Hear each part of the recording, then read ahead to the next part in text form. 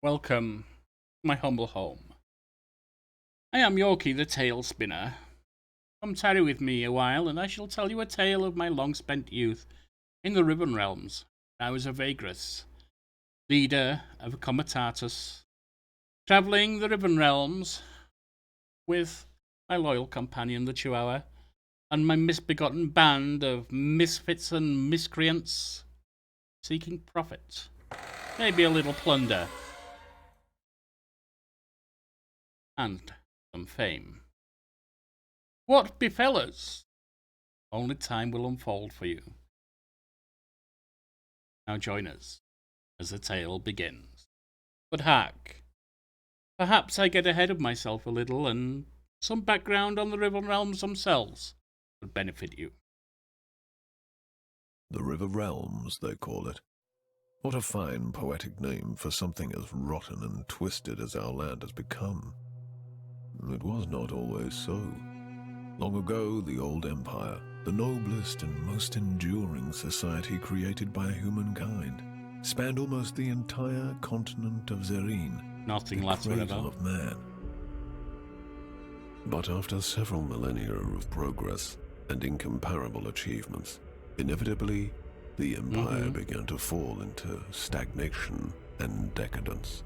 Yes. Desperately holding on to their privileges and resisting change while trying to avert the collapse of the realm, the emperor and his theocracy took to measures that were worthy of true despots in cruelty.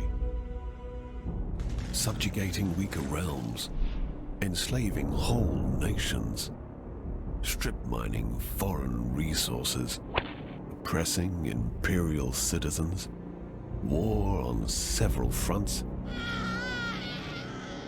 genocide. Eventually, the gods could no longer tolerate such horrors wrought in their name. Foretold by an abundance of divine omens, they descended upon the empire to right its wrongs. Thus, in a chain of dreadful events that became known as the Calamity, they annihilated the empire in a matter of days.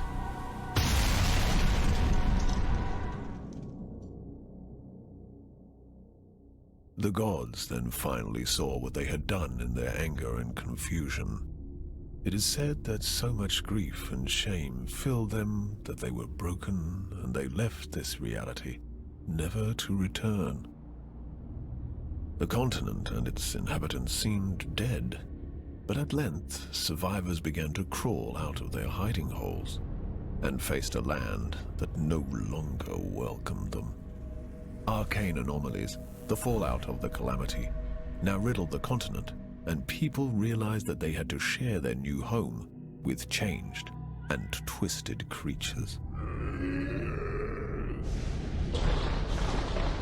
Terrible beings entered through the cracks in the tapestry of reality, arose to rule over the natives. In time, these new powers rebuilt the fallen empire in their own image, and the Riven Realms, now godless and vengeful, reincarnated from the ashes. Yes. The inhabitants of the land, such as I, now eke out a living under the crushing rule of the new empire. The continent itself constantly resists our every attempt at building a cozy home for ourselves. As travel is dangerous, many ventures specialize in transferring cargo and passengers over bleak and deadly leagues of land.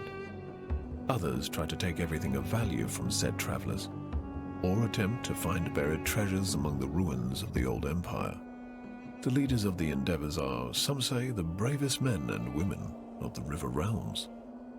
Such a leader is called a Vagrus.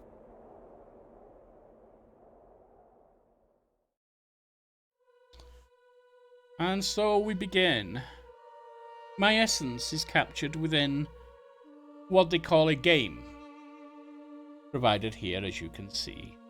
I will say that I have been given slight tuition in the game, but backed away from it as I did not feel it befit me. So hopefully I will be able to work out how exactly this is controlled. We will use a wasteland mode. This is the way Vagrus was meant to be played by the developers. The setting is cruel, harsh, unforgiving place, and so the game will not pull any punches. Expect a steep difficulty curve and little to no hand-holding. Save often, because you will probably run into dead ends and deaths from time to time. I will say there is a chance I will not be saving that much, as it calls it, saving, taking assessment of where you stand. I have lived many lives, and I may tell each sequentially, we will see. Death is the end of a life, after all. Nothing beside remains round the decay of that colossal wreck, boundless and bare, the lone and level down stretch far away. From Ozymandias by Percy Bysshe Shelley. Yes. The plaque that is mentioned in that poem. Ah, Gaze upon my yes. works. A Vagrus. What a profession. Daring and savvy, always watching the horizon, always looking for an opportunity, and of course, for what is best for his comitatus, eh? And you are a Vagrus too, are you not? Many of your kind have I seen in my long life as a vagabond. Care to listen to a story about your exquisite occupation, good master? It is a tale of woe and terror, but it is also a tale that is true, as I have seen it with mine own eyes. Yes, he related some of that. That was the tuition I had, but that was a tale of others, not mine, so I moved on. We don't want any ghost stories, old-timer. Fair enough, good master, fair enough. You don't want to hear tales of trusts betrayed and of bad decisions? It makes sense to me, with you also being a Vagrus and all that. Tell me, have you been long at it? And where do you come from? It is not often that I can talk to one of your kind.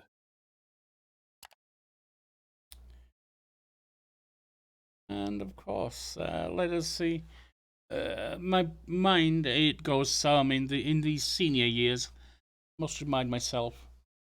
Imperials are the industrious and generally cultured people, tracing their origins back to the ancient humans of Durmor, migrated south and settled in the lands of Atreus. And the Empire managed to survive the calamity, albeit at a great cost. Means one of Imperials are light of skin and often dark of hair, though people of Dalmorian heritage tend to be tall and fair-haired. A land of vast deserts, arid mountains, and tranquil oases. Tark has long been problematic yet prosperous province of the Empire. Its people, the Tarkians, a divided lot.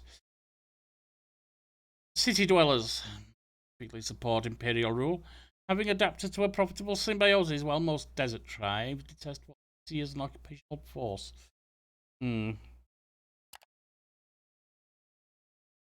Rajamaha, the land of endless rain, occupies the northeast peninsula of the continent of Zeren, cut off from most other regions by vast mountain ranges and dense jungles. Its people, the Mahans, are the descendants of ancient Zenrak, having lived mostly in fractured tribal communities since that old empire's fall. The Kalani people of the east date from coastal clans who survived the fall of Kimura. A progressive and wealthy realm joined the empire in the Golden Age and contributed considerably to the rise of the imperial society and culture. The calamity struck and vastly changed the face of the eastern regions, erasing canal cities and burning the wonderful forests into formations of glass, and once beautiful and horrifying to behold. The mighty dwarven kingdom of Dwendathar was the greatest ally of the empire before the calamity and gifted humans most secrets of metal and stone.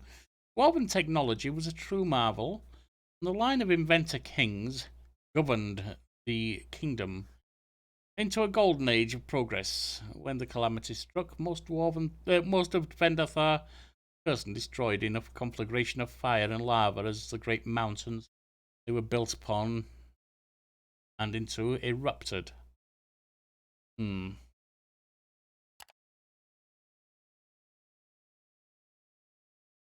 Not a half-elf, that is certainly not me. I think it can be said, this brings back the memories, that I was from the Dwarven Kingdom of Vendar Thar. See, stocky, absolutely. Short, yes indeed. For all intents and purposes, dwarves are a dying race, so it has been said. Dwarven gadget item. And my background, I was not in the military, no. I was not that much of a traveller. There were times when I would craft, but I don't know that that would say what I was. Slaves have their place, but I was not a major trader.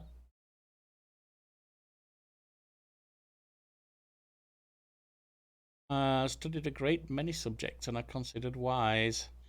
Yes, indeed, that is why, ultimately, I became a tale spinner.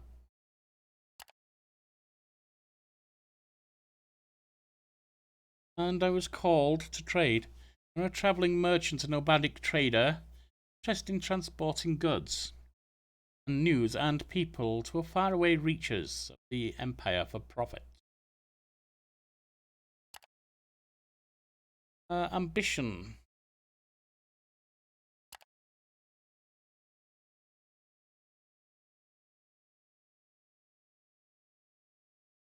It was a case of wandering.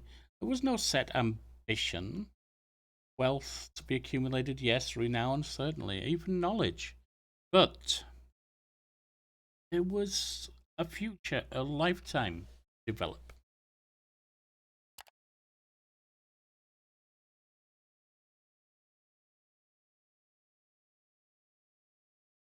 And these are the things we can do. Block advanced actions. Combat. First, yes.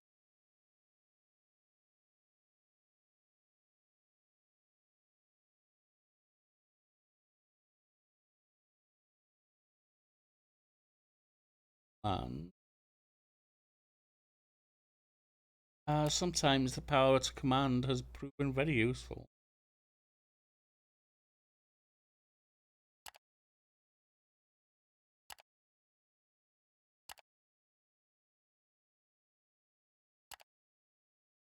It is said I was charismatic. How charismatic? Well, you judge for yourself. I was certainly not dexterous or mighty. I could be perceptive.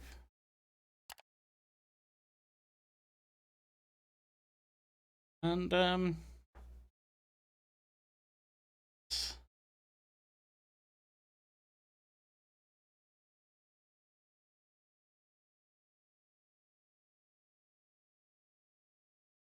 was gifted with the ability to sense magic upon others.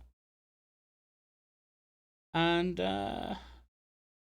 despite my failure to profit in many ways, it is said I was gifted with the ability to survive.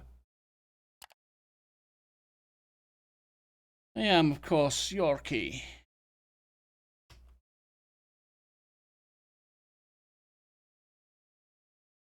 Tail spinner. Ah, yes, of course.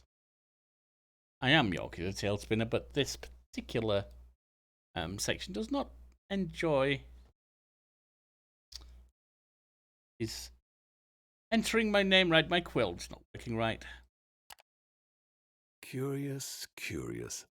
I am humbled to have made your acquaintance, good master. I am sure that many great adventures await you on your journeys. It was an honor talking to you, good master, but these old bones are aching, and I must rest now. Oh, yes. Perhaps we will talk in the morning. Perhaps we will. May the gods guard your sleep. And you, sir? Too. Sleep slowly but steadily begins to overwhelm you. It is the late hour. Exhausting journey or the mesmerizing voice of the old man you faintly recall stumbling to your tent, crawling inside. Then only darkness.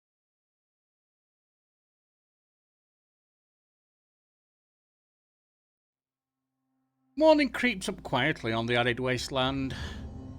You wake up and step out of your tent and into the crisp air, yawning, stretching and blinking in the orange light of the rising sun. The fiery orb's warm rays are welcome in stark contrast to how you all will feel a few hours. The crew, groggy still after an early start, shambles around camp, busy with their chores. Some of them are still huddled around the dying fire. You look at the horizon, north, find it empty against the morning haze. You know that beyond the jagged line, the way station of Kernak awaits. A short stop, way to the proper city. Less than a week of trudging through the plains, and you reach Torzag's shelter. You hope to rest there and find much needed work. In fact, this was the reason you took Comitatus north, Terra Supra, the lands beyond. New opportunities. The previous Vagrus of this travelling company perished several weeks ago, and even though you worked for her only for a few months, and are indeed quite new to this wandering business, the crew elected you to take her place, because she trusted your abilities. Morning Vagrus, one of your guards, walks up to you and draws you out of your reverie. That old geezer you talked to last night is about to leave and wants to say goodbye before he goes. You nod and head to the campfires. Storyteller is in the process of packing his meager equipment, whistling a tune. Hazed to talk to him, he was the first to initiate the desire to tell tales myself. You clear your throat discreetly. Thank you for coming, good master, the old man says, still fiddling with his sling bag. Not go to Togzad's shelter with you, my path leads elsewhere. I'm grateful to you for letting me travel with your comitatus, yes. But I hope I've earned my keep. You have indeed. Because he had no coin nor anything of value, when you come across him in the middle of nowhere 3 days ago, you allowed the old man to travel with you and eat from your stores in exchange for entertaining your crew with stories along the way. True inspiration he was indeed. And true enough, no hour has passed since, without a tale being recited by the strange fellow. He even made an effort to entertain you while sitting at your campfire last night. Be that as it may, you allowed him to tag along as an act of kindness. The old man turns to you and smiles innocently. I may be able to repay you more properly by giving some advice, If you don't mind me saying, good master, you are only starting your adventure as Vagrus, and perhaps you could do with such wisdom. Tell me, what is it you shall speak, old man? Alright, first off, there are a lot of rumours going around in a city as great as Grim Torzag, but even in smaller settlements too. Listen to these, for there's often truth to such talk, and gossips can guide you to business opportunities, valuables, or interesting places. Often fresh news is the most valuable commodity you can possess, especially until you have a sizable cargo hold to haul large amounts of goods across the wasteland. If I were you, I'd find some work as soon as possible. Yes, that's obvious advice. Preferably something your crew can manage without much difficulty. Perhaps one of them, trading horses. You could also find some passengers who are willing to pay for the security your comitatus can provide, yes? Almost every mancio folk looking for travelling companions. The old man scratched his scraggly beard thoughtfully. Before setting out, it is best to decide what destination will be and prepare accordingly. Wandering around aimlessly in the wasteland is a sure way to get killed or to starve, good master. Yet one's chances are better when the burden can be shared with trusted companions. I'd start looking for such folk as soon as in a big city. There's a man I know in Torzag, now that I think about it, who could help you with such matters.